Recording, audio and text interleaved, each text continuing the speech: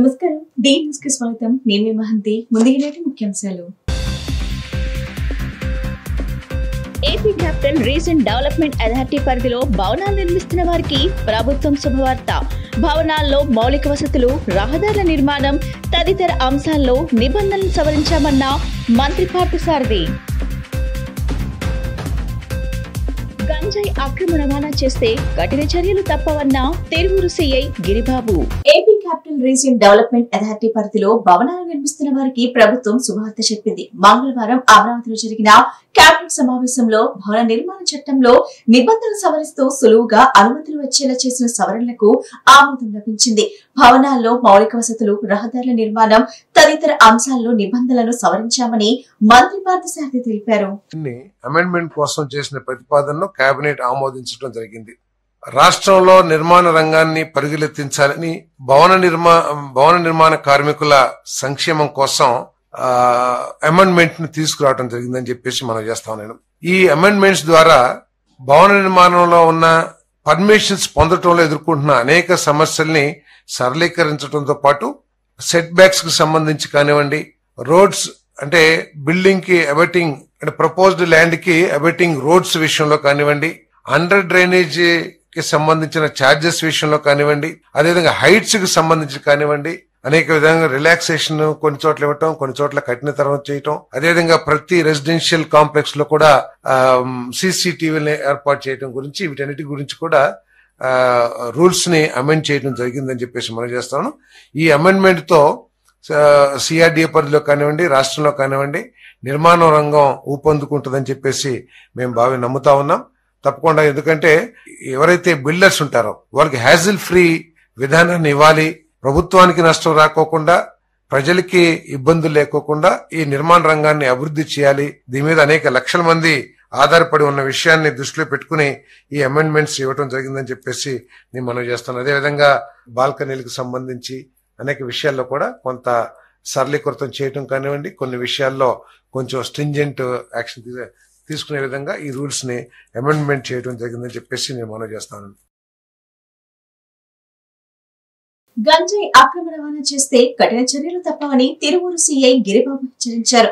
బుధవారం గంపలగూడెం ప్రాంతంలో గంజాయి అక్రమ రవాణా చేస్తున్న 4 ముఠా సభ్యులను అదుపులోకి తీసుకున్నట్లు మీడియా సమావేశంలో తెలిపారు. వీరు ఎక్కడి నుంచి గంజాయిని విక్రయిస్తున్నారనే విషయంపై విచారణ చేస్తున్నామని పేర్కొన్నారు. నమస్కారం.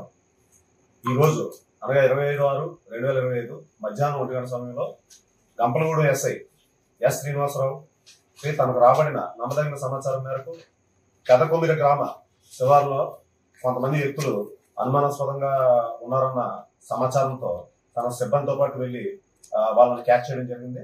వాళ్ళ దగ్గర సుమారు 4 వ్యక్తులు ఉన్నారు. వాళ్ళ దగ్గర సుమారుగా ఒక 2 కేజీల వరకు గంజాయితో ఉన్నారు వాళ్ళు. అందులో గుగులోతు నరేష్, ఇతను కొత్తగూడెం, గడ్డం రవికిషోర్, వేమిరెడ్డి దుర్గాప్రసాద్, దేవగతిని ప్రీతం కుమార్, వీళ్ళ 4 కూడా కస్టడీలోకి తీసుకోవడం జరిగింది. అయితే ఇందులో గుగులోతు నరేష్ అనే వ్యక్తి సీలేరు పైన ఒరిస్సా ప్రాంతాల నుంచి గంజాయిని సేకరించి హ్యూజ్ క్వాంటిటీలో అతను కిందకి తీసుకొని వస్తాడు. కిందకి తీసుకొని వచ్చి గంజాయిని గడ్డం రవికిషోర్, వేమిరెడ్డి దుర్గాప్రసాద్, దేవగతిని ప్రీతం కుమార్ వీళ్ళకి విక్రయిస్తాడు. వాళ్ళు వాటిని చిన్న చిన్న ప్యాకెట్లుగా చేసి ఎవరైతే ఈ గంజాయి సేవిస్తారో వాళ్ళకి అమ్మటం జరుగుతూ ఉంటది. దీనిలో భాగంగా అతను గుగులోతు నరేష్ అని అతను తీసుకురావడంతో వాళ్ళు అక్కడ పంచుకొని దాని తదుపరి చిన్న ప్యాకెట్గా చేసి అమ్మడానికి సిద్ధపడుతూ ఉండగా ఎస్ఐ గారు తన సమాచారం మీద పట్టుకోవడం జరిగింది. అది దాని మీద క్రైమ్ నెంబర్ 96/25 NDPS యాక్ట్ కింద కేసు నమోదు చేయడం జరిగింది. తదుపరి దర్యాప్తు నేను చేపట్టడం జరుగుతుంది. ఇది కమర్షియల్ క్వాంటిటీ కాబట్టి. ఈ సందర్భంగా నేను ప్రధానంగా తిరువూరు పరిధిలో, నా పరిధిలో ఉన్నటువంటి సర్కిల్లో పరిధిలోని తిరువూరు, గంపలగూడెం, ఏకొండూరు, విసన్నపేట మండలాల్లోని ప్రజలకు ముఖ్యంగా తెలియజేయండి ఏమనగా ఈ గంజాయి అనేది చాలా ప్రమాదకరం. ఇది చాలా వ్యాప్తి చెందుతుంది సమాజంలో. ఈ గంజాయి సేవించినా, అదేవిధంగా రవాణా చేసిన, దానితో వ్యాపారం చేసిన దీని మీద చాలా కఠినమైన చర్యలు తీసుకోవడం జరుగుతుంది.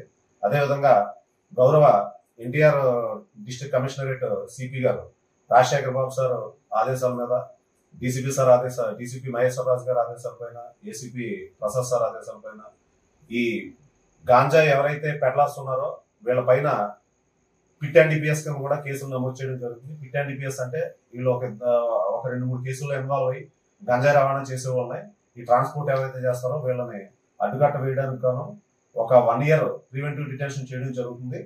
కాబట్టి ఇటువంటి చర్యలకి ఎవరు ఉపక్రమించవద్దు. చట్టపరంగా చాలా కఠినమైన చర్యలు తీసుకోవడం జరుగుతుంది. ఫైనాన్షియల్ ఇన్వెస్టిగేషన్ కూడా చేయడం జరుగుతుంది. కాబట్టి గంజాయికి సంబంధించి గంజాయి కానీ ఇతర మత్తు పదార్థాలు కానీ ఎవరు కూడా వీటిని బారిన పడవద్దు. మీ పిల్లలు కానీ లేదా మీ బంధువులు కానీ ఎవరైనా కానీ 75 సంవత్సరాలైనప్పటికీ ఎంతో దృఢంగా బలంగా ఉన్న భారత రాజ్యాంగం రాబోయే రోజుల్లో ప్రపంచ గురువుగా మారబోతుందని ఎన్టీఆర్ జిల్లా collector Lakshmi Sha, police commissioner Rajasekhar Babu అన్నారు. రాజ్యాంగ నిర్మాతలు ఇచ్చిన గొప్ప కానుక భారత రాజ్యాంగం నేటి తరం తెలుసుకోవాల్సిన అవసరం ఎంతో ఉందని పేర్కొన్నారు. విశిష్ట రాజ్యాంగంతో బలమైన ప్రజాస్వామ్య వ్యవస్థతో భారత్కు విశ్వగురువుగా ఎదిగే సత్తా ఉందని, ఇందుకు ప్రతి ఒక్కరు ముఖ్యంగా యువత మద్దతుతో ముందడుగు వేయాలని జిల్లా collector doctor G Lakshmi Shah పిలుపునిచ్చారు. దేశంలో అత్యవసర పరిస్థితి ఎమర్జెన్సీ విధించి 50 ఏళ్లు పూర్తయిన సందర్భంగా సంవిధాన్ హత్య దివాస్ నేపథ్యంలో విజయవాడ పాత జీజీహెచ్ వద్ద జిల్లా అధికార యంత్రాంగం ఆధ్వర్యంలో ప్రత్యేక ర్యాలీని జిల్లా collector doctor G Lakshmi Sha, police commissioner SV Rajasekhara Babu, సాంస్కృతిక శాఖ డైరెక్టర్ ఆర్ మల్లికార్జునరావు అధికారులతో కలిసి ప్రారంభించారు. ప్రజాస్వామ్యం వర్ధిల్లాలి, ప్రజాస్వామ్యాన్ని మరింత బలోపేతం చేద్దాం, చీకటి రోజులు రానివ్వం, చెయ్యి కలుపుదాం, ప్రజాస్వామ్య స్ఫూర్తిని చాటు చెప్దాం అంటూ ప్రజాస్వామ్యవాదులు, విద్యార్థులు, అధికారులు, సిబ్బంది చేసిన నినాదాలతో హాస్పిటల్ దారి పొడవునా ర్యాలీ హోరెత్తింది. ప్రజాస్వామ్య స్ఫూర్తిని చాటు చెప్పేలా, ఎమర్జెన్సీ నాటి పరిస్థితులపై అవగాహన కల్పించేలా కళాకారులు ప్రదర్శనలు దేశభక్తిని, రాజ్యాంగ విలువల గొప్పతనాన్ని ప్రతిబింబింపజేశాయి. ఈ సందర్భంగా కలెక్టర్ లక్ష్మీ షా మాట్లాడుతూ భారత రాజ్యాంగ నిర్మాతలు బలమైన అత్యున్నత రాజ్యాంగాన్ని మనకు గొప్ప బహుమతిని ఇచ్చారని, రాజ్యాంగ ఔన్నత్యంపై ముఖ్యంగా యువతలో అవగాహన పెంపొందించేందుకు రాజ్యాంగ ప్రజాస్వామ్య విలువలను కాపాడుకోవాల్సిన బాధ్యత ప్రతి ఒక్కరిపై ఉందన్న విషయాన్ని తెలియజేసేందుకు సంవిధాన్ హత్య దివాస్ ప్రజాస్వామ్య యాత్రను నిర్వహించినట్లుగా తెలిపారు. ఎమర్జెన్సీ పరిస్థితులు భావ ప్రకటన స్వేచ్ఛకు, ప్రాథమిక హక్కులకు ఎలా భంగం కలిగించాయో, మానవ హక్కుల ఉల్లంఘనకు ఏ విధంగా కారణమయ్యాయన్న విషయాలపై అవగాహన కల్పించడం జరుగుతుందన్నారు. ఎన్నో ప్రాణత్యాగాల ఫలితమైన స్వేచ్ఛ, స్వతంత్రాలను కాపాడుకోవాల్సిన బాధ్యత మనందరిపై ఉందని కలెక్టర్ లక్ష్మీ షా పేర్కొన్నారు. ఎమర్జెన్సీ వంటి చీకటి రోజులు మరెప్పుడు రాకూడదని గొంతెత్తుదామని, ప్రజాస్వామ్య విలువలను కాపాడుకునేందుకు చెయ్యి కలుపుతూ ముందడుగు వేద్దామని police commissioner SV Rajasekhar Babu అన్నారు. ఎంతో శ్రమ, పరిశోధన చేసి బాబా సాహెబ్ డాక్టర్ బిఆర్ అంబేద్కర్ ఎంతో ఘనమైన రాజ్యాంగాన్ని అందజేస్తానని, దురదృష్టవశాత్తు ఎమర్జెన్సీని విధించడం ప్రజలను కలిచివేసిందని పేర్కొన్నారు. ఎందరో ప్రజాస్వామ్యవాదులు జైల్లో మగ్గాల్సిన పరిస్థితి ఎదురైందని, ఇలాంటి సందర్భాలు మరెప్పుడు రాకూడదని పేర్కొన్నారు. సహనశీలి దేశంలో మానవ హక్కుల ఉల్లంఘన పరిస్థితి ఎదురు కాకూడదని సిపి రాజశేఖర బాబు అన్నారు. రాష్ట్ర సాంస్కృతిక శాఖ డైరెక్టర్ ఆర్ మల్లికార్జునరావు మాట్లాడుతూ 1975 జూన్ 25వ తేదీన దేశంలో అత్యవసర పరిస్థితి విధించారని, దీంతో పౌర హక్కులు, పత్రికా స్వేచ్ఛ హరించబడిందని పేర్కొన్నారు. మన దేశం ప్రజాస్వామ్యానికి పెట్టిన కోట అని, ప్రజాస్వామ్య పరిరక్షణకు ఆహ్వానిస్తులు కృషి చేద్దామని పిలుపునిచ్చారు. ప్రకటించడం జరిగింది.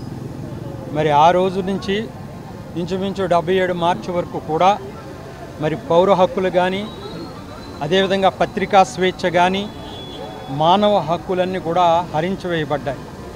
దానిలో భాగంగా ఈ రోజున మరి భారత ప్రభుత్వం సంవిధాన్ అంటే రాజ్యాంగము హత్యా దివాస్గా ప్రకటించడం జరిగింది.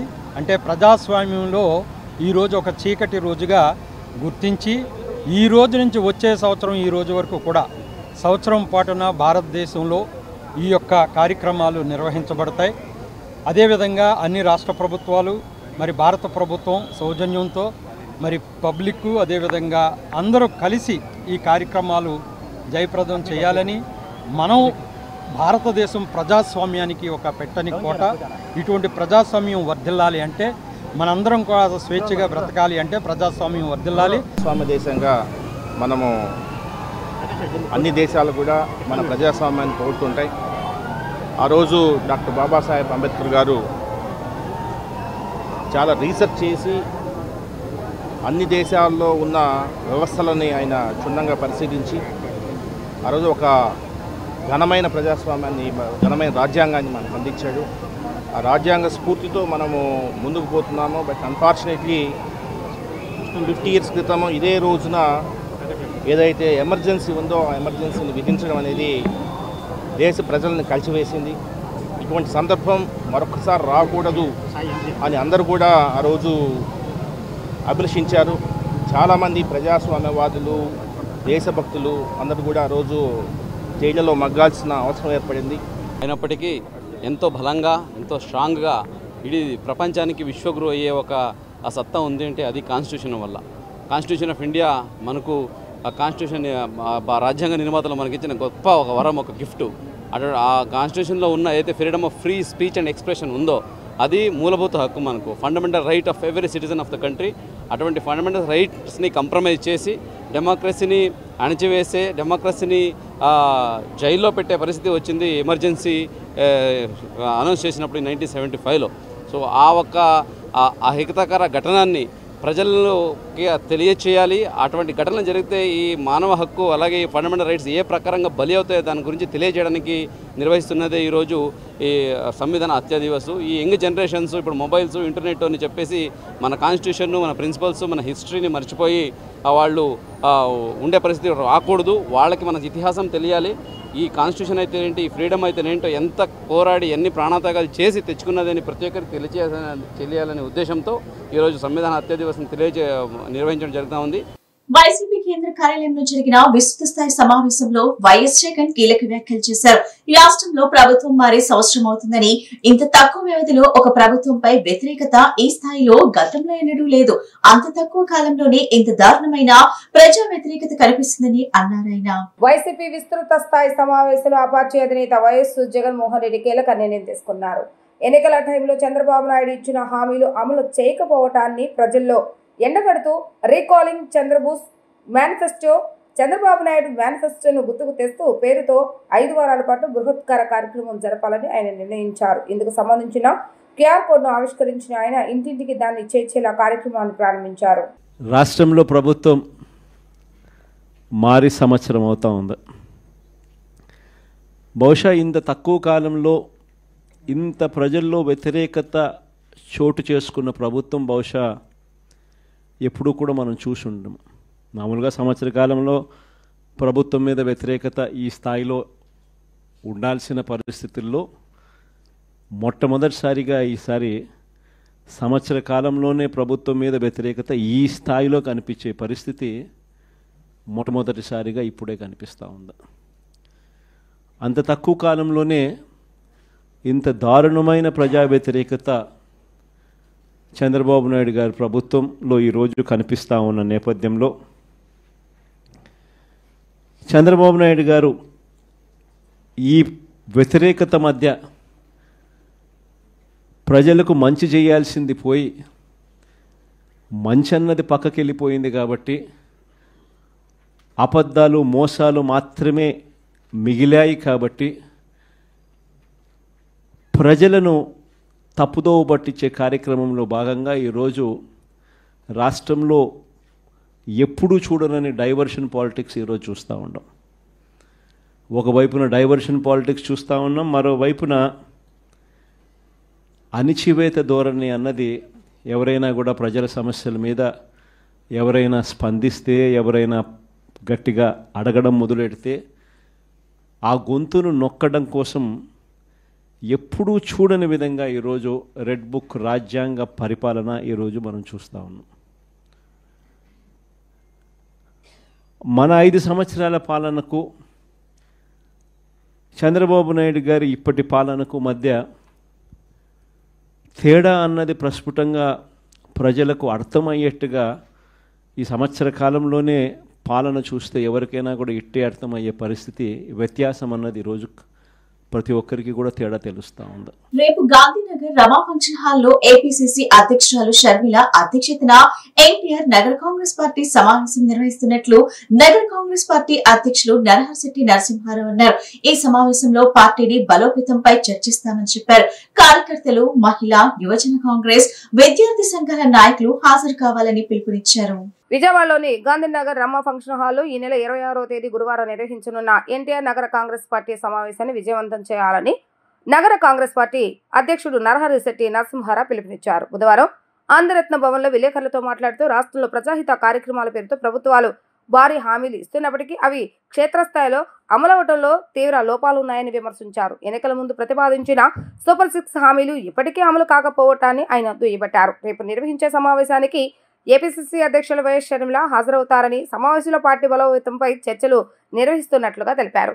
కార్యకర్తలు, మహిళా కాంగ్రెస్, యువజన కాంగ్రెస్, విద్యార్థి విభాగాల నాయకులు తప్పనిసరిగా హాజరు కావాలని ఆయన కోరారు. సమావేశంలో నాయకులు మీసాల రాజేశ్వర, ఏపీసీసీ ఉపాధ్యక్షుడు వి గురునాథం, కొలనకొండ శివాజీ, ఖుర్షిదా తదితరులు పాల్గొన్నారు.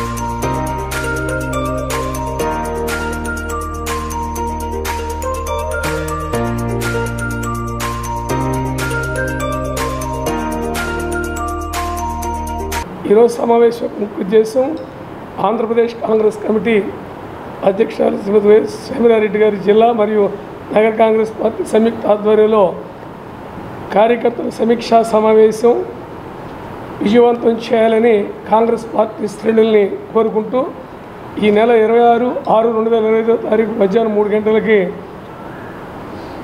రమా ఫంక్షన్ హాల్ గాంధీనగర్ నందు సమావేశం జరుగుతుంది కాబట్టి ఆ సమావేశానికి వారు ముఖ్య అతిథిగా వారు రాష్ట్ర కాంగ్రెస్ అలాగే కేంద్ర నాయకులు కూడా వస్తారు కాబట్టి ఆ సభని విజయవంతం చేయవలసిందిగా మీ ద్వారా పార్టీ శ్రేణులందరూ కూడా కోరుకుంటున్నాం. ఈ కార్యక్రమంలో ఏఐసిసి నాయకులు, ఆంధ్రప్రదేశ్ కాంగ్రెస్ కమిటీ పదాధికారులు, నగర కాంగ్రెస్ పార్టీ పదాధికారులు, అనుబంధ సంఘాల అధ్యక్షులు, డివిజన్ కాంగ్రెస్ పార్టీ అధ్యక్షులు, కార్మిక సంఘాల నాయకులు హాజరై ఈ కార్యక్రమాన్ని విజయవంతం చేయవలసిందిగా మరోసారి ప్రార్థిస్తున్నాం. ముఖ్యంగా ఇవాళ ఈ రాష్ట్రంలో జరిగేటటువంటి ఎన్నో ప్రజాహిత కార్యక్రమాలు వాళ్ళకు ఉండిపడిపోయినాయి. ఇవాళ కూటమి ప్రభుత్వం ఏర్పాటై వాళ్ళకి 1 year అయింది.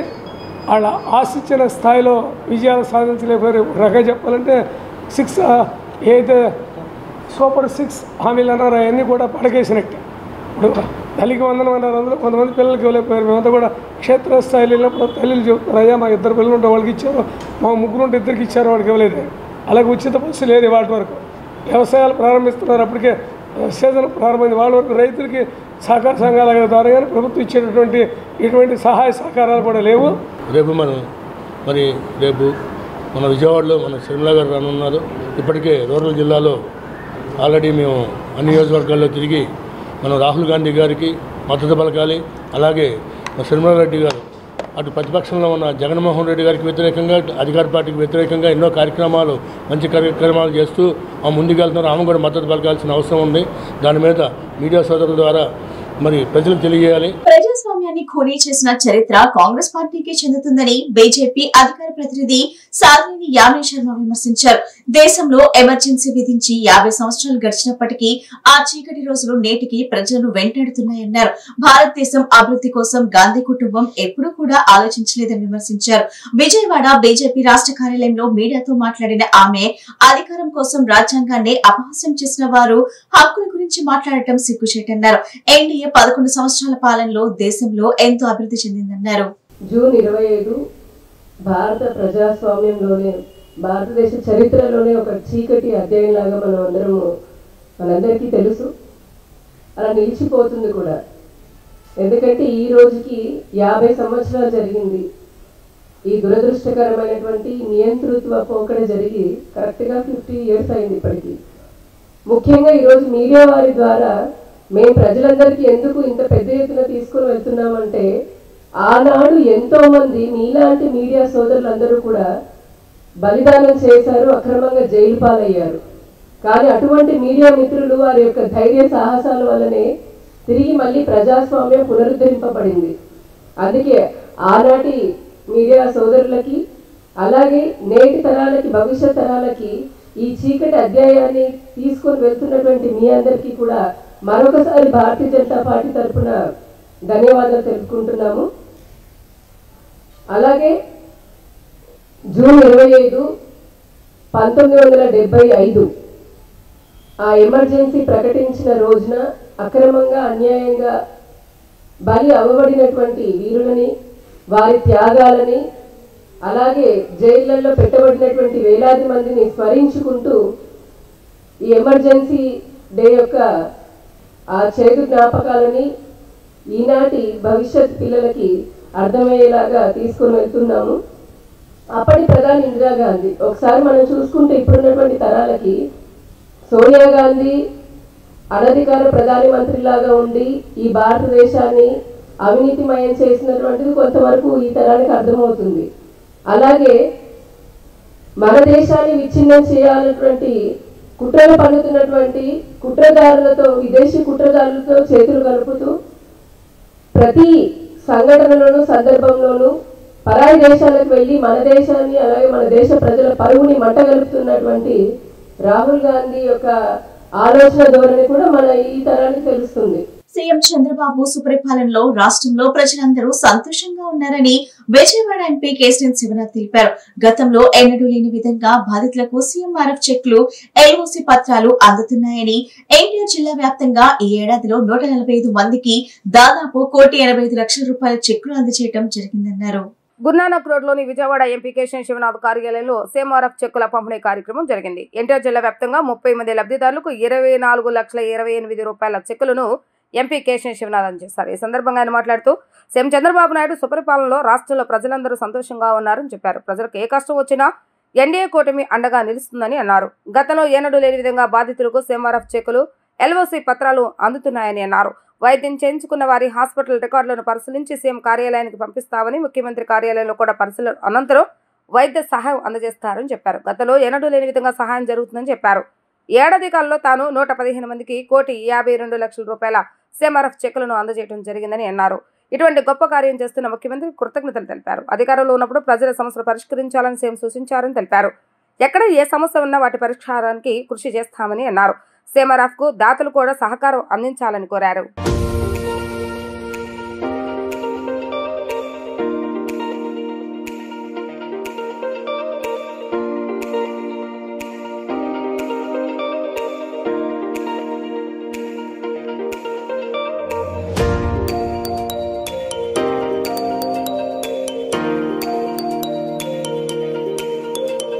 సంవత్సరం పూర్తయింది. ఈ సంవత్సర కాలంలో మంచి ప్రభుత్వం ఎన్నో పథకాలు, పేదలకి సంక్షేమంగా ఉండే విధంగా పథకాలు ఎన్నో ప్రవేశపెట్టాం.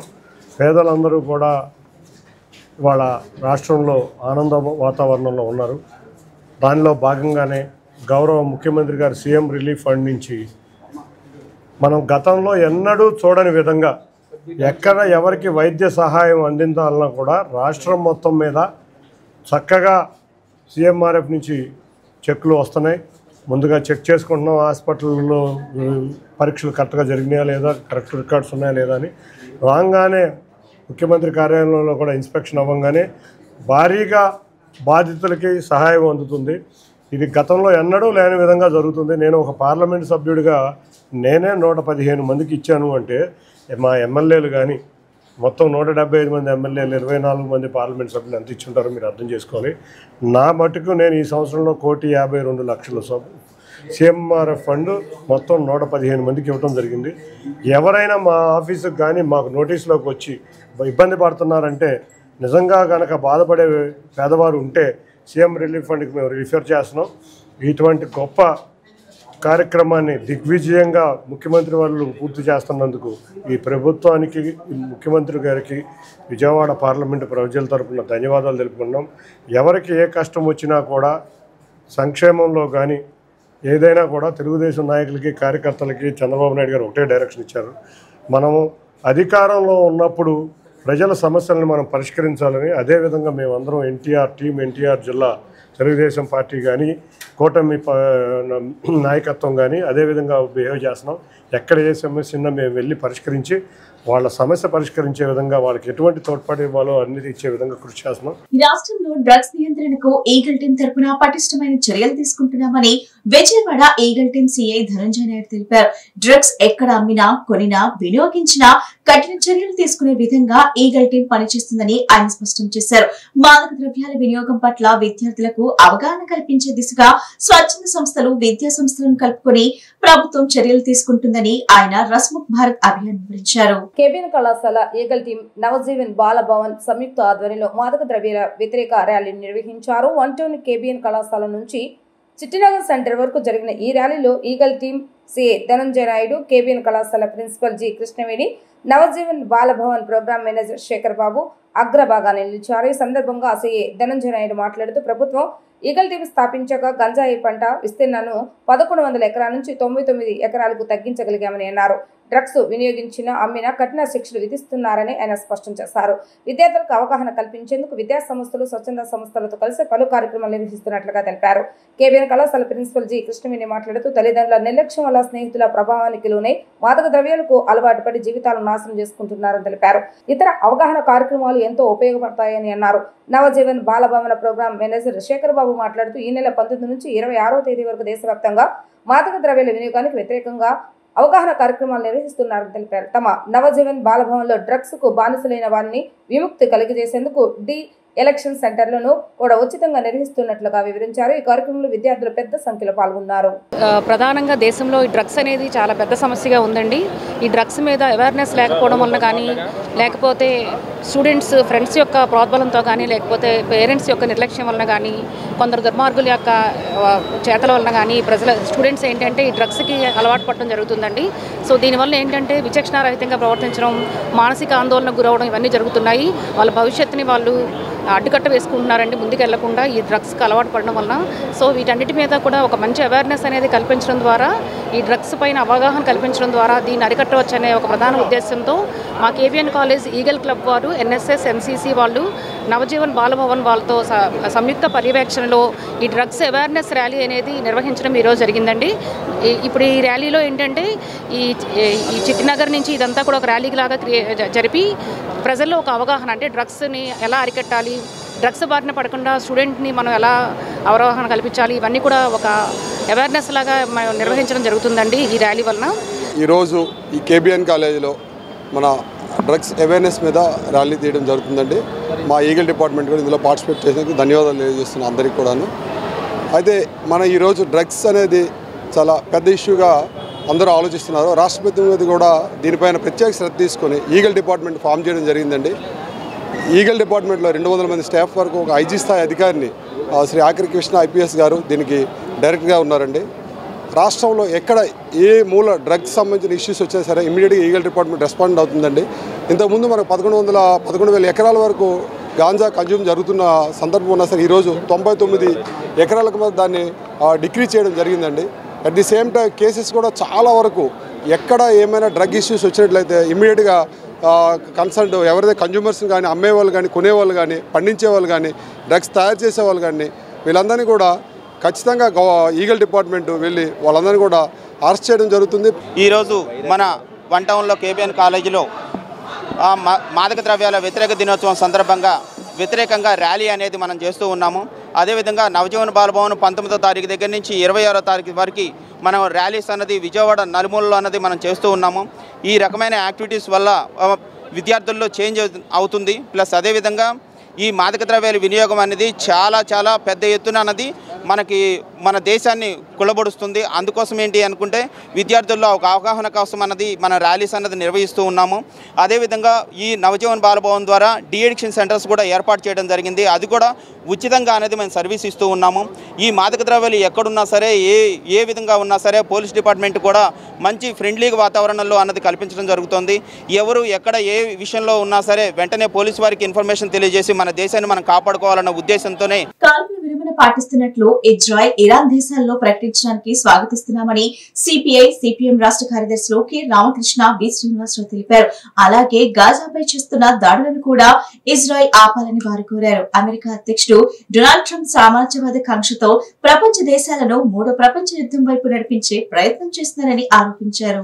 ఇరాన్ పై అమెరికా దాడులను నిరసిస్తూ వామపక్ష పార్టీలు జాతీయ స్థాయిలో పిలుపు మేరకు వామపక్ష పార్టీల ఆధ్వర్యంలో విజయవాడ ధర్నా చౌక్ దగ్గర నిరసన కార్యక్రమాన్ని నిర్వహించారు. ఈ నిరసనలో సిపిఎం రాష్ట్ర కార్యదర్శి వి శ్రీనివాసరావు, సిపిఐ రాష్ట్ర కార్యదర్శి కె రామకృష్ణ పాల్గొన్నారు. ఈ సందర్భంగా వారు మాట్లాడుతూ అమెరికా తీరుతో ప్రపంచంలో అశాంతి పరిస్థితులు నెలకొన్నాయని ఆందోళన వ్యక్తం చేశారు. ఇరాన్, ఇజ్రాయెల్ మధ్య జరుగుతున్న యుద్ధంలో అమెరికా ప్రత్యక్షంగా ఇరాన్ పై దాడికి తెగబడటం గర్హనీయమని మండిపడ్డారు. అమెరికా అధ్యక్షుడు డొనాల్డ్ ట్రంప్ సామ్రాజ్యవాద కాంక్షతో ప్రపంచ దేశాలను మూడో ప్రపంచ యుద్ధం వైపు నడిపించే ప్రయత్నం చేస్తున్నారని ఆరోపించారు. అమెరికా యుద్ధ కాంక్షను వ్యతిరేకంగా మోడీ తన గళాన్ని విప్పాలని డిమాండ్ చేశారు. కాల్పుల విరమణ పాటిస్తున్నట్లు ఇజ్రాయెల్, ఇరాన్ ప్రకటించడాన్ని స్వాగతిస్తున్నామని అన్నారు. అయితే గజాపై చేస్తున్న దాడులను కూడా ఇజ్రాయెల్ ఆపాలని కోరారు. యుద్ధాల వల్ల అశాంతి కలగడంతో పాటు ఆ ప్రభావం ప్రపంచ దేశాలపై పడుతుందని వ్యాఖ్యానించారు. యుద్ధాలు రాకుండా శాంతి మార్గంలో చర్చల ద్వారా సామరస్యంగా పరిష్కరించుకోవాలని అన్నారు. ఇరాన్ పైన అమెరికా దాడిని నిరసిస్తూ పాలస్తీనా ప్రజలకు సంఘీభావంగా దేశవ్యాప్తంగా వామపక్ష పార్టీల ఆధ్వర్యంలో ఇవాళ నిరసన కార్యక్రమాలు చేపట్టడం జరిగింది. ఇవాళ ప్రపంచవ్యాప్తంగా అమెరికా అధ్యక్షుడు ట్రంప్ కనుసన్నల్లో ఒక ఏకధ్రువ ప్రపంచం నిర్మించడానికి ఒక దుర్మార్గమైన ప్రయత్నాలు జరుగుతూ ఉన్నాయి. ఎందుకంటే యుద్ధం పేరుతో పాలస్తీనా ప్రజలపైన ఇజ్రాయెల్ గత అనేక నెలలుగా దురాగతాలు చేస్తూ ఉంది. దాన్ని అరికట్టిన పాపాన పోలేదు. ప్రత్యక్షంగా పరోక్షంగా ఇజ్రాయెల్ యొక్క యుద్ధోన్మాదాన్ని ఈ అమెరికా ప్రభుత్వం, అమెరికా అధ్యక్షుడు ట్రంప్ గారు బలపరుస్తూ వస్తూ ఉన్నారు. ఇవాళ ఇరాన్ పైన ఇజ్రాయెల్ దాడి చేస్తే కూడా దానికి మద్దతు ఇచ్చాడు. స్వయంగా అమెరికా ప్రభుత్వమే ఇరాన్ పైన దాడి చేశారు. పైగా ఇప్పుడేమో వారే శాంతి మంత్రాన్ని జపిస్తూ ఉన్నారు. మా దౌత్యం వల్లనే ఇవాళ యుద్ధం ఆగిందని చెప్పుకుంటా ఉన్నారు. ఇవాళ ప్రపంచాన్ని శాసించే స్థాయిలో అమెరికా ఉండాలి. అమెరికా అధ్యక్షుడు ట్రంప్ ఏదనుకుంటే అది జరగాలనే పద్ధతుల్లో ఏదైతే వ్యవహారం నడుస్తూ ఉందో దాన్ని వ్యతిరేకిస్తూ ప్రపంచవ్యాప్తంగా ప్రజలందరూ కూడా రోడ్డెక్కాల్సిన అవసరం ఉంది. ఇజ్రాయెల్ అనే పిచ్చి కుక్కని అమెరికా వాళ్ళు ప్రపంచం మీదకి వదిలారు. మొన్న గాజా, పాలస్తీనా మీద ఈరోజు కూడా దాడి కొనసాగుతున్నది. 57,000 మంది, 25,000 మంది పిల్లలతో సహా ఇప్పటి వరకు బలైపోయారు. అది చాలదని హఠాత్తుగా ఇరాన్ మీద దాడి చేసింది. ఏ సాకు లేకుండానే కుంటి సాగు పెట్టి దాడి చేసి ఇప్పుడు తగుదనమ్మంటూ మళ్ళీ కాల్పుల విరమణ ప్రకటించింది. వాళ్ళ నెత్తి మీదకి వచ్చేసరికి కానీ అమెరికాకు తెలియలేదు. అందుకని ఈరోజు అమెరికా, ఇజ్రాయెల్ యొక్క దురహంకార వైఖరికి వ్యతిరేకంగా ప్రపంచ శాంతి కోసం యుద్ధాలు వద్దు, ప్రజలు సామరస్యంగా ఉండాలి, ఏ దేశం మీద ఇంకో దేశం ఆధిపత్యం చెలాయించడానికి వీలు లేదనేటువంటి నినాదంతో వామపక్ష పార్టీలు నేడు దేశవ్యాప్తంగా ఈ నిరసన ప్రదర్శనలు చేస్తున్నాం. ముఖ్యమంత్రి చంద్రబాబు స్పందించి చర్చలకు పిలిచి మున్సిపల్ కార్మికుల డిమాండ్లను నెరవేర్చాలని సిపిఎం రాష్ట్ర కార్యదర్శి Srinivasarao, municipal corporation workers and employees union CITU నగర గౌరవ అధ్యక్షులు దొరేపూడి కాశీనాథ్ డిమాండ్ చేశారు. మంత్రి నారాయణ కార్మికుల సమస్యల పట్ల పక్షపాతంగా వ్యవహరిస్తున్నారని 4 సార్లు చర్చలకు పిలిచి సమావేశానికి హాజరు కాలేదని చెప్పారు. కార్మికుల సమస్యలపై ప్రభుత్వం జూలై 4 నాటికి నిర్ణయం తీసుకోవాలని, లేని పక్షంలో పూర్తి సమ్మెలోకి వెళ్తామని హెచ్చరించారు. Municipal corporation workers and employees union CITU నగర కమిటీ ఆధ్వర్యంలో మున్సిపల్ కార్మికుల సమ్మె చేపట్టారు. అలంకార్ ధర్నా చౌక్ లో జరిగిన ఈ నిరసన కార్యక్రమంలో వాటర్ సప్లై పార్కులు, వెహికల్ డిపో, మెకానికల్ విభాగాల డ్రైవర్లు, క్లీనర్లు, కంప్యూటర్ ఆపరేటర్లు, స్ట్రీట్ లైటింగ్, టౌన్ ప్లానింగ్, పారిశుద్ధ, డ్రైనేజీ, డిపిఎస్, ఎస్టిపిఐలతో పాటు మలేరియా విభాగాలు పనిచేస్తున్న కార్మికులు పెద్ద సంఖ్యలో పాల్గొన్నారు. ఈ సందర్భంగా సిపిఎం రాష్ట్ర కార్యదర్శి శ్రీనివాసరావు, మున్సిపల్ యూనియన్ నగర గౌరవ అధ్యక్షులు దొన్నిపూడి కాశీనాథ్ మాట్లాడుతూ 36వ జీవో ప్రకారం ఇంజనీరింగ్ విభాగాల కార్మికులకు జీతాలు పెంచాలని, తల్లి వందనం వంటి సంక్షేమ పథకాలు అమలు చేయాలని, 12వ పిఆర్సీ ప్రకారం మున్సిపల్ కార్మికుల వేతనాలు పెంచాలని ప్రభుత్వాన్ని కోరారు. దీనిపై స్పందన రాకపోతే జూలై 4వ తేదీ నుంచి నిరావధిక సమ్మెకు దిగుతామని హెచ్చరించారు. మున్సిపల్ కార్మికులంతా ఐక్యంగా ఉండి తమ హక్కుల కోసం పోరాటం చేయాలని అన్నారు. ఎండనక వాననక పట్టణాలు శుభ్రంగా ఉంచే మున్సిపల్ కార్మికుల కృషితోనే ప్రభుత్వ పథకాలు విజయవంతమవుతున్నాయని గుర్తు చేశారు. అలాంటి కార్మికులను చిన్నచూపు చూడకుండా వారికి తగిన వేతనాలు, సంక్షేమ పథకాలు అందించాలని డిమాండ్ చేశారు. వేతనాల పెంపుతో సహా వివిధ డిమాండ్లు నెరవేర్చకపోతే రాబోయే రోజులు మున్సిపల్ కార్మికులంతా రోడ్డెక్కాల్సిన పరిస్థితి వస్తుందని నేతలు ప్రభుత్వాన్ని గట్టిగా హెచ్చరించారు. మంత్రి నారాయణ కార్మికుల సమస్యల పట్ల పక్షపాతంగా వ్యవహరిస్తున్నారని 4 సార్లు చర్చలకు పిలిచి సమావేశానికి హాజరు కాలేదని చెప్పారు. కార్మికుల సమస్యపై ప్రభుత్వం జూలై 4 నాటికి నిర్ణయం తీసుకోవాలని, లేని పక్షంలో పూర్తి సమ్మెలోకి వెళ్తామని హెచ్చరించారు. ప్రభుత్వం సూపర్ 6 100కి 100 పాళ్ళు అమలు జరిపామని చెప్పి నిన్న కాక మొన్న ఘనంగా ప్రకటించి సంవత్సరం తర్వాత అమలు చేస్తున్నటువంటి తల్లికి వందనంలో అనేక సెక్షన్లకి నష్టం చేస్తూ ఉంది. తల్లికి వందనం జీవోలో పారిశుద్ధ కార్మికులకు కూడా ఇది వర్తిస్తుందని చెప్పి జీవో ప్రత్యేకంగా ఇచ్చి ఈరోజు వాళ్ళకి ఒక్క పైసా కూడా వాళ్ళ తల్లుల ఖాతాలో వేయలేదని అంటే ఇంతకన్నా మోసం, ఇంతకన్నా దారుణం, దిగజారుడుతనం ఇంకోటి లేదు. వీధుల్లోకి ఎక్కి పారిశుద్ధ కార్మికులు మాకు ఇచ్చిన జీవో ప్రకారం తల్లికి వందనం వేయండి అని ధర్నాలు చేస్తున్నా సరే ప్రభుత్వం స్పందించడం లేదు. ఇదేనా మీ సమర్థత? ఇదేనా మీ స్పీడ్ ఆఫ్ డూయింగ్ బిజినెస్ అని చెప్పి అడుగుతా ఉన్నాను. అందుకని ప్రభుత్వం ఇప్పటికైనా మీరు ఇచ్చిన జీవో ప్రకారం పారిశుద్ధ కార్మికులకి, అలాగే మొత్తం ప్రభుత్వ ఉద్యోగులు కావచ్చు, స్కీమ్ వర్కర్స్ కావచ్చు, అసంఘటిత రంగ కార్మికులు కావచ్చు, లేదా కాంట్రాక్టు అవుట్సోర్సింగ్ ఉద్యోగులు కావచ్చు, 25,000 లోపు వచ్చేటువంటి వాళ్ళందరికీ కూడా వాళ్ళు ప్రభుత్వ ఉద్యోగులైనా సరే వాళ్ళకి సంక్షేమ కార్యక్రమాలు అమలు జరపాలి. ఇంజనీరింగ్ కార్మికులు సమ్మె సైరన్ మోగించారు. 6 జిల్లాల్లో ఈరోజు టెంట్లు వేసి ఈ సమ్మె సైరన్ మోగించడానికి కారణం గత సమ్మెకాలపు ఒప్పందాలని అమలు జరపమని, గత సమ్మెకాలపు జీవోల్ని అమలు జరపమని. అవి కనుక అమలు జరపకపోయినట్లయితే రాబోయే కాలంలో మా సమ్మె పోరాటం విజయవంతం అవుతుంది, సమస్యల పరిష్కారం కోసం చేస్తామని చెప్పనేటువంటి ఉద్దేశంతో జరుగుతూ ఉన్నటువంటి ఈ సమ్మెకి కారణాలు ఉన్నాయి. వాటర్ సప్లై జీతాలు పెరగడం వల్ల 25 సంవత్సరాలు 30 సంవత్సరాలు పనిచేస్తూ ఉన్నా వాడి జీతం 15,000, వాళ్ళ జీతం 15,000. అందుకని వాటర్ సప్లై రంగం మీదకి వస్తూ ఉన్నది. పార్కు సెక్షన్ వాళ్ళు 25 సంవత్సరాలు 30 సంవత్సరాల నుంచి పనిచేస్తూ ఉన్న 13,000, 12,000, 14,000తో కాలక్షేపం చేయాల్సినటువంటి పరిస్థితి వస్తూ ఉంది. రాష్ట్ర వ్యాప్తంగా గ్రామ సర్వే ఉద్యోగులు ఎదుర్కొంటున్న సమస్యలపై అనేక సార్లు ప్రభుత్వానికి వినతి పత్రాలు ఇవ్వడం జరిగిందని, కానీ ప్రభుత్వం ఎటువంటి పరిష్కారం చూపలేదని ఆంధ్రప్రదేశ్ గ్రామ సర్వే ఉద్యోగుల అసోసియేషన్ నాయకులు తెలిపారు. ఈ క్రమంలో తమ సమస్యల పరిష్కారం కోసం రోడ్డుపైకి వచ్చి ఆందోళన బాట పట్టామన్నారు. ఇప్పటికైనా ప్రభుత్వం తమ సమస్యలను పరిష్కరించకపోతే విజయవాడ వేదికగా రాష్ట్ర వ్యాప్తంగా గ్రామ సర్వే ఉద్యోగులంతా నిరవధిక దీక్ష చేపడతారని హెచ్చరించారు. తమ సమస్యల పరిష్కారం కోరుతూ గ్రామ సర్వే ఉద్యోగులు విజయవాడ ధర్నా చౌక్ లో ధర్నా నిర్వహించారు. ఈ ధర్నాలో పాల్గొన్న అసోసియేషన్ రాష్ట్ర అధ్యక్షులు మధుబాబు మాట్లాడుతూ ప్రభుత్వం గ్రామ సర్వే ఉద్యోగుల సమస్యల పట్ల ఉదాసీనంగా వ్యవహరిస్తుందని అన్నారు. గత 3 సంవత్సరాల నుండి పలుమార్లు ఎన్నోసార్లు సమస్యలను ప్రభుత్వానికి విన్నవించామని తెలిపారు. కానీ సమస్యలు మాత్రం పరిష్కరించలేదని అన్నారు. ట్రాన్స్ఫర్స్ విషయంలో స్థానిక మండలాలకు నిబంధన సడలింపు చేయాలని అన్నారు. కారణం గ్రామ స్థాయి ఉద్యోగులు అయినా మాకు తక్కువ జీతం పొందుతున్నట్లుగా చెప్పారు. హేతుభద్రీకరణ ప్రక్రియ చేసి ముందు ప్రమోషన్ ప్రక్రియపై పూర్తి వివరాలు తెలియచేయాలి.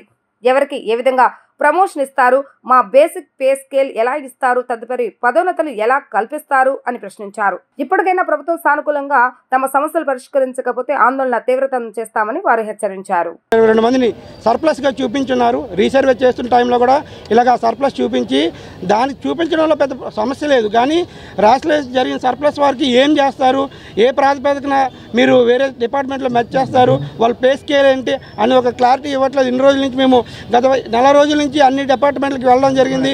జిఎస్డబ్ల్యూఎస్ డైరెక్టర్ గారికి, కమిషనర్ గారికి, మా డిపార్ట్మెంట్ వారికి కూడా వెళ్ళి అడగడం జరుగుతుంది. సార్ ఏం చేస్తారంటే మేము చేస్తాం మీరు చేయండి అని చెప్తున్నారు, కానీ వాళ్ళు చేస్తున్న పని వాళ్ళు చేస్తున్నారు. ఈ పక్క నుంచి జీవోస్ వస్తున్నాయి, మరి ట్రాన్స్ఫర్ ప్రక్రియ అనేది మొదలు పెడుతున్నారు.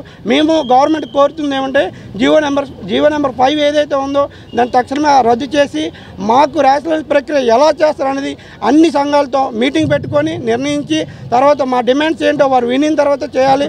ఇంకోటి మేము అడుగుతుంది ఏంటంటే మీరు చేసిన దాంట్లో కూడా ఇంతమంది భవిష్యత్తు ఉంది, రాష్ట్ర ప్రక్రియలో ఇంతమంది భవిష్యత్తును కూడా మీరు పణంగా పెట్టి మేము చేస్తాం మీరు చేయండి అని చెప్తున్నారు, కానీ దీనికి ఒక క్లారిటీ ఇవ్వట్లేదు. అదేవిధంగా పక్క మండలాల బదిలీ అన్ని చేయాలని కోరుతున్నారు. సార్ మేమందరూ లోవర్ క్యాడర్ ఎంప్లాయీస్, గ్రామ సచివాలయ ఎంప్లాయీస్ అందరూ చాలా తక్కువ స్థాయి ఎంప్లాయీస్. మమ్మల్ని కూడా పక్క మండలాలు చేసే ముందు దయచేసి ప్రక్షాళన అనేది పై స్థాయి నుంచి కింద స్థాయికి చేయమని కోరుతున్నాం గవర్నమెంట్ వారికి. ప్రక్షాళన ఎప్పుడు మండల స్థాయి అధికారులు ఎవరు ఉండకూడదంటే మా మండలంలో ఎవరైతే ఉన్నారో వాళ్ళందరూ కూడా తీసి లాస్ట్కి సచివాలయ ఎంప్లాయీస్ వరకు రావాలని మనస్ఫూర్తిగా కోరుకుంటున్నాం. ఇంకో విషయం ఏమవుతుందంటే ఎవరికి కూడా బేసిక్ పేస్ అనేది ఎప్పుడు కూడా నిర్ధారించలేదు. మేము డ్యూటీలో జాయిన్ 6 సంవత్సరాలు అవుతుంది. ఓ బేసిక్ పే కానీ ఓ పే స్కేల్ క్లారిటీ లేదు. అసలు ఏ గ్రేడ్ ఎవరికి వెళ్తారు, ఎంతమంది వెళ్తారు అనేది ఒక క్లారిటీ ఇవ్వడం లేదు. మీరు ఏమంటున్నారంటే మీరు ఆ సర్వే చేయండి, ఈ సర్వే చేయండి, మీకు నెంబర్ ఆఫ్ సర్వే చేయండి అంటున్నారు. దాని మీద దృష్టి పెడుతున్నారు కానీ మా భవిష్యత్తు ముందుకు వెళ్ళడానికి ఎవరు కూడా దృష్టి పెట్టట్లేదు. మేము విసిగిపోయి ఉన్నాము. ఈ 6 సంవత్సరాలు చాలా కష్టపడి ఉన్నాము. ఏ గవర్నమెంట్ ఏ సర్వే ఇచ్చినా రాత్రనక పగలనక యోగాంధ్ర డ్యూటీ నుంచి ప్రతి సర్వే కూడా కష్టపడి నిబద్ధతో చేశాము. మా కోసం మా సమస్యల కోసం కూడా గవర్నమెంట్ ముందుకు రావాలని మనస్ఫూర్తిగా కోరుకుంటున్నాం.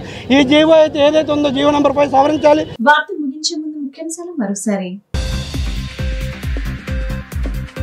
AP capital recent development authority పరిధిలో భవనాలు నిర్మిస్తున్న వారికి ప్రభుత్వం శుభవార్త.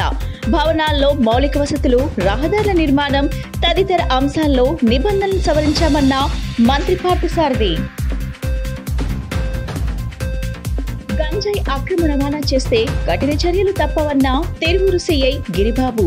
ఈ బులెటిన్ ఇంతటితో సమాప్తం. తిరిగి మరో బులెటిన్ కలుద్దాం. నమస్కారం.